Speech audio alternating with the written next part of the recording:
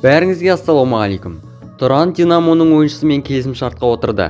Астана испандық қорғаушыны алатыны рас па? Сіздермен бірге қазақ футбол арнасы. Бүгін біз соңғы шыққан жаңалықтарға шолу жасайтын боламыз. Түркістандық Тұран Минскілік Динамоның ойыншысымен келісім-шартқа отырды. Дәлірек айтқанда жалға алды. Александр Чиж, 24 жасар беларусьтік қорғаушы. Бұған дейін Динамо Минск және Нефтан клубтары сапында доп тепкен. Кәсіби мансабында барлығы 34 ойын өткізіп 3 гол соққан. Беларусь жасөспірімдер және жастар құрамасы сапында өнер көрсеткен. Астана испандық ойыншымен толығуы мүмкін. Осындай ақпаратты қазақстандық бақ өкілдері хабарлады.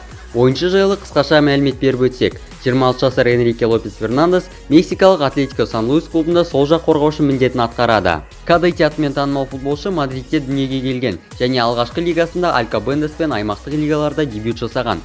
2012 жылы ол Алькорком Б клубына ауысып, сол жерде 20 ойын өткізеді.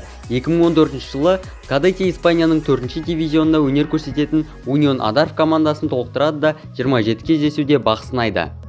Келесі жылдың 4 тамызында ол 3-ші дивизиондағы Атлетико Асторга ФК мен келісім-шартқа қол қойды. Бірақ клуб президентімен келіспеушіліктер болғаннан кейін команда сапында бірде-бір ойын ойнамай 6 күннен кейін клубтан кетеді. Кадетти кейін Адарфке оралды және 2016 жылдың шілдесінде Райо Валлеканоға көшті. Ол жерде бір ғана ойын өткізген қорғаушы Адарфке қайта қосылып, маусымның соңында 3-ші дивизионға көтерілді. 2018 жылдың 29 мамырында Кадетти мансабында алғаш рет шетелге көшіп, Атлетико Сан-Луиске қосылды. Қазіргі сәтте Керетаро клубында жалда ойнауда. Мансабында барлығы 196 матч өткізген және 6 гол соққан. Қалай ойлайсыз? Мұндай ойыншы елордалық Астана сапын толықтыруға лайық па? Әлде Сағи Советтің ойнай бергені дұрыс па? Пікір алаңына жазып кетіңіз. Әзірге келіп жеткен ақпараттар осындай. Сіздермен болған қазақ футбол арнасы, мен Әмір Жәнбек. Аман сау болыңыздар.